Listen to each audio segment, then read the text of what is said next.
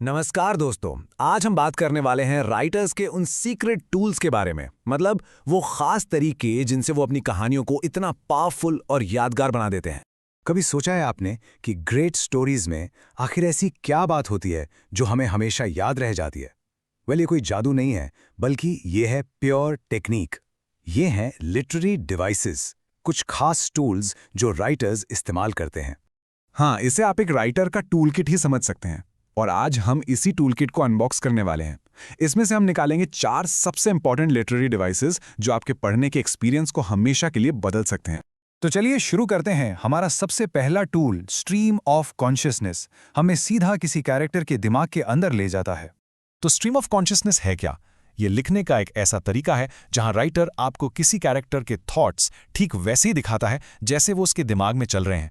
मतलब बिल्कुल raw, unfiltered, एक के बाद एक, जैसे कोई नदी बह रही हो। अब इसकी पहचान कैसे करें? देखिए, इसमें थॉट्स एक से दूसरे पर जंप करते हैं बिना किसी लॉजिक के। इसे कहते हैं एसोसिएटिव लीप्स। अक्सर पंक्चुएशन मतलब कॉमा, फुल स्टॉप, ये सब गायब मिलेंगे।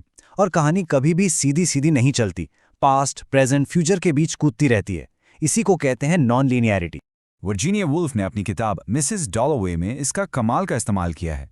जेम्स जॉयस और विलियम फॉकनर जैसे राइटर्स भी इसके मास्टर माने जाते हैं। असल में इस टेक्निक से होता यह है कि आप कैरेक्टर्स से एक गहरा पर्सनल कनेक्शन फील करते हैं। ऐसा लगता है जैसे आप सच में उनके दिमाग के अंदर हैं। चलिए अब अपने दूसरे टूल की तरफ बढ़ते हैं।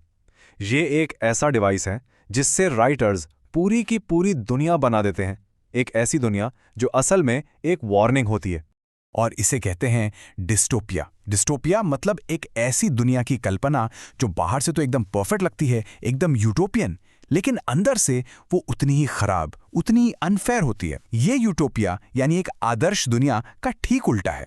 तो एक डिस्टोपियन सोसाइटी दिखती कैसी है? सोचिए, सरकार का पूरा कंट्रोल, लोगों पर 24/7 नजर रखी जा रही है, जिसे कॉन्स्टेंट सर्वेलेंस कहते हैं। लोगों की अपनी पहचान, उनकी इंडिविजुअलिटी खत्म कर दी जाती है। सब कुछ परफेक्ट है। ये बस एक इल्यूजन होता है, एक धोखा। जॉर्ज ऑरवेल की 1984 इसका सबसे बड़ा एग्जाम्पल है, या फिर ब्रेव न्यू वर्ल्ड और द हैंडमेड्स टेल को ही ले लीजिए। ये कहानियां सिर्फ एंटरटेनमेंट नहीं है, ये हमारे समाज पर एक कमेंट है। ये हमें वार्न करती हैं कि अगर हमने अपनी फ्रीडम या टेक्नोलॉजी पर ध्यान नहीं दिया तो हमारा फ्यूचर कैसा हो सकता है। ओके, अब आते हैं हमारे तीसरे टूल पर। यह बहुत ही क्लेवर डिवाइस है। ये राइटर्स को बिना ज्यादा कुछ कहे कहानी में डीप मीनिंग ऐड करने की पावर देता है। और इसका नाम है अल्यूजन। अल्यूजन आप कह सकते हैं एक तरह का इनडायरेक्ट रेफरेंस है, एक छोटा सा इशारा किसी फेमस पर्सन, प्लेस या इवेंट की तरफ। राइटर ये मानकर चलता है कि आप उस रेफरेंस को पकड़ लेंगे। ये रेफरेंस कहीं से भी आ सकता है, जैसे बिब्लिकल हो सकता है, गुड समैरिटन की तरह, या माइथोलॉजिकल, जैसे जब हम किसी की कमजोरी को अकिलीज हील कहते हैं। ये लिटरेरी भी हो सकता है, जैसे किसी को रोमियो कहना, या फिर हिस्टोरिकल, जैसे कहना दिस इज हिज वाटरलू, मतलब ये उसकी सबसे बड़ी हार। इसका एक बहुत अच्छा एग्जाम्पल है जॉन ग्रीन की किताब the fault in our stars. क्या आप जानते हैं कि इसका टाइटल शेक्सपियर के एक प्ले से लिया गया एक अल्यूजन है?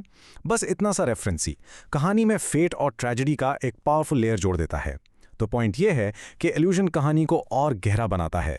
और अब हम आ गए हैं अपने चौथे और आखिरी टूल पर। यह टूल हमें सिखाता है कि कैसे ऑर्डिनरी चीजों में भी हिडन मीनिंग्स छुपे हो सकते हैं। यह है सिंबलिज्म। सिंबलिज्म का मतलब है जब कोई ऑब्जेक्ट, पर्सन या एक्शन अपने लिटरल मीनिंग से कहीं ज्यादा रिप्रेजेंट करता है। मतलब वो किसी बड़े आइडिया या फीलिंग का प्रतीक बन जाता है। अब यहां एक कॉमन कंफ्यूजन होता है, सिंबल और मेटाफर में क्या फर्क है? देखिए, मेटाफर एक डायरेक्ट कंपैरिजन है। वो कहता है ए इज बी, जैसे लाइफ इज अ हाईवे। लेकिन सिंबल में ऑब्जेक्ट ए खुद तो ए ही है, पर वो आइडिया बी को रिप्रेजेंट भी करता है। ये बहुत सटल सा पर इंपॉर्टेंट डिफरेंस है। इसलिए कुछ क्लासिक एग्जाम्पल्स देखें। द ग्रेट गैट्सबी में वो ग्रीन लाइट, वो सिर्फ एक लाइट नहीं है, वो अमेरिकन ड्रीम का सिंबल है। या फिर लॉर्ड ऑफ द फ्लाइज में वो कॉन्ग शेल, जो ऑर्डर और सिविलाइजेशन का सिंबल है।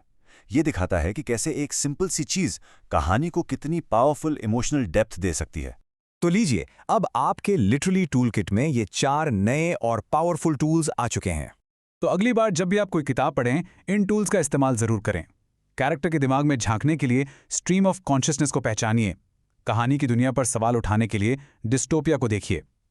छुपे हुए रेफरेंसेस को जोड़ने के लिए अल्यूजन पर ध्यान दीजिए और डीपर मीनिंग के लिए सिंबलिज्म को ढूंढिए। ट्रस्ट मी, अब आपका रीडिंग एक्सपीरियंस पहले जैसा नहीं रहेगा। तो अब आप बताइए, इन सीक्रेट्स को जानने के बाद आप अपनी फेवरेट बुक्स में कौन से नई लेयर्स डिस्कवर करने वाले हैं? ऐसे ही और कंटेंट के लिए सब्सक्राइब जरूर करें। Thank you.